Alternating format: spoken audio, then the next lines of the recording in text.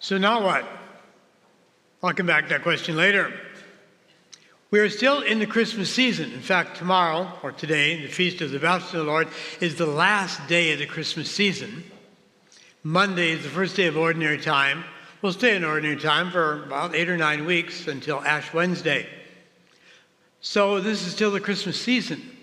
That might seem strange to you, because when we think of Christmas, we think of Jesus as a baby. So Christmas Day, born in the cave of Bethlehem, placed in a little manger. Holy Family, Sunday after Christmas, the family of Mary, Joseph, and the baby Jesus. Epiphany, the Magi from the East come and worship the little child, giving him gold and frankincense and myrrh. But baptism of our Lord, Christmas, he's 30 years old. That doesn't make sense, but it's still Christmas season. So if you still have your Christmas decorations up at home, you are liturgically correct. How many still have Christmas decorations up at home? Okay, so they should come down Monday. Now, I could argue you could actually keep them up to February 2nd. No, not Groundhog Day, but February 2nd is 40 days after Christmas. And for a male child in the Jewish faith, on the 40th day for a male child, they were presented to the temple. And Mary and Joseph brought Jesus to the temple when he was 40 days old, presented him to Anna and Simeon. So you still could keep your Christmas decorations up till February 2nd. If you keep them up after that, something's wrong with you. Okay, so the word epiphany, I had the morning masses last Sunday talked about epiphany. Epiphany means revelation. Now the Eastern churches have 4 epiphanies. We have only one last Sunday. By Eastern churches, I mean the Orthodox churches, the Byzantine churches, Russian Orthodox, Greek Orthodox, Serbian Orthodox. So they still celebrate, but they have 4 epiphanies. 2 when Jesus was a child, and 2 when Jesus was an adult. The 2 as a child covered the whole world. The first one was to the shepherds, Jewish, show an epiphany, a revelation to the Jewish people in the person of the shepherds. Jesus is your long-awaited Messiah. The second epiphany was to the Magi, again, the Gentiles from the East. So the Jewish people divided the world into 2 groups, Jews and Gentiles. Then 2 epiphanies when Jesus was an adult, at the baptism of our Lord, when he was revealed as the Son of God. God the Father's voice coming from heaven, "You are my beloved Son." And the second epiphany as adult is the wedding feast at Cana, when Jesus changed water into wine, revealing himself as a miracle worker. You'll hear that gospel next Sunday. We only hear it once every 3 years. So we hear it in 2025. You hear again about the wedding feast of Cana in 2028. So what about the baptism of our Lord? What does that mean for us? And now what? Now what? I'm sure Jesus asked of himself. You see, Jesus was born in Bethlehem, went to Egypt. We don't know how long he spent in Egypt, escaping from Herod's wrath. Some say a couple months, some say it could be a couple years. Eventually they moved to Nazareth. Let's say he was 4 years old when he got to Nazareth. He was there for the next 26 years until he was 30 years old. Only one episode when he was 12, when he went to the temple in Jerusalem and was lost for a few days, and then he went back. So for almost 30 years of his life, it's what we call the hidden life of Jesus Christ. Now it's time for him to go public. So he comes to the River Jordan, and there he's baptized by his relative, John the Baptist. I'm sure he thought, and now what? Same question I'm sure many of us have asked when we get our final, diploma from college. A doctor, a lawyer, a banker, a teacher, whatever, and now what? My first day of work. All these years of education. I think that was Jesus' hesitation when we hear next Sunday's gospel, when Mary said, "This couple's run out of wine. Can you do something?" And now what? And he made his first miracle. So I asked the question of us, and now what? Christmas season is almost over.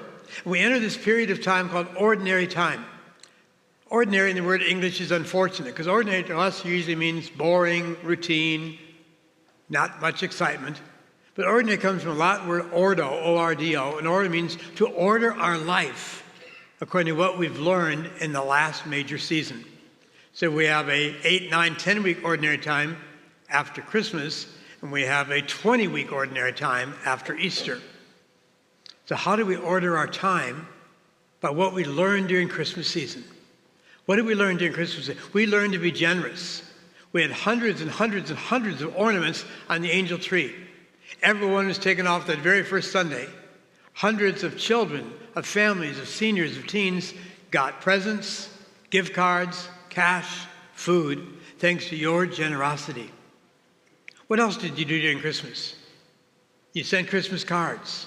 You had Christmas dinners. You gave Christmas presents. You visited with people. You talked to them on the phone. Great stuff. So that's what we did during Christmas. We learned how to be generous, how to be family, how to spend quality time with each other. Students were out of school for a couple of weeks. Wonderful time of year. So now what? So now what? What are you going to do now that Christmas is over? Christmas decorations are packed away, or soon will be. How will you carry out this spirit of generosity during the ordinary time and for the rest of the year 2025? I would ask you to continue to be generous. You know, you hear that cute little phrase often spoken about in churches, be generous with time, talent, and treasure. Well, it's good. Can you be generous with your time? Most of us made time during Christmas to be with family. I did. Christmas Day morning, I spent time in Utah. My family have a second home there. They all live in Vegas, but they have a second home in Utah. We spent quality time there, playing cards, having dinner, just being with each other. I want to do that more often during this year. So be generous with your time, especially with people who love you, whom you love. Talent. What are your gifts? Every single one of us is gifted. You know, we read in Genesis, you're made in God's image and likeness. If something about me is God-like, how am I going to share that with others? What are my God-given talents? What are your God-given talents? Can you be generous with that? If you're a good listener, again, can you be generous? Have a listening ear. If you're good Mr. Fix-It or Miss Fix-It, whatever. Can you help people fix some of their little problems at home, you know, carpentry problems, plumbing problems, whatever. If you're good at cooking, how can you make good meals more often than in the past? So whatever your talents are, be generous using those talents for others. Don't keep them to yourself. And treasure, that means be generous with things, including money. Things. Give away clothes that you don't need. Give away food. Every weekend we ask you to give food to the hungry poor. I would like to see those bins filled up 5 times in a weekend at each Mass. So our maintenance crew has to empty them, make sure they're empty for the next Mass. Money. Your support of the parish. The capital campaigns are going to be coming up during this year. So that's how we continue the generosity we were so good at during Christmas. So that's what it's all about. Now, when we were baptized, and I'm going to ask you to renew your baptism vows in a moment, as we did the sprinkling rite earlier, we became children of God. So those same words that God the Father spoke to Jesus as he came out of the River Jordan are true of us. God can say to every single person here, you are my beloved daughter. You are my beloved son. And that will never change. We can never stop being God's beloved children. We are always God's beloved children. But then God said of Jesus, with you I am well pleased. Can God say that about each one of us? Hope so. Again, the fact that you're here in church, maybe I'm speaking to the choir, as they say, that God is pleased because you do come to Mass every Saturday or Sunday, whatever. But at times God might look at me, and maybe you can say, well, I'm kind of pleased. I'm not pleased at all. So again, that's how we're going to order the year 2025. We're going to order it by doing acts that are pleasing to God. And how do we please God? Jesus made it so simple. Love God, love your neighbor.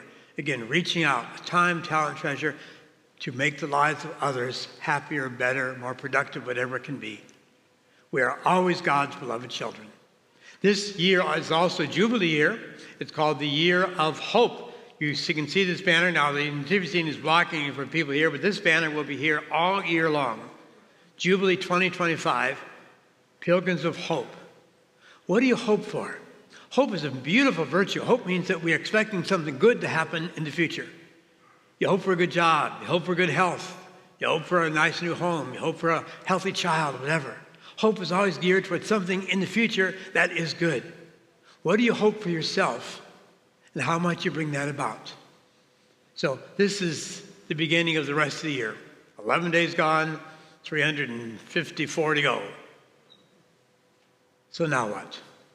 How will you order this ordinary time and the rest of 25 to be not just a new year, not just a jubilee year, but maybe one of the best years of your life? It's up to you.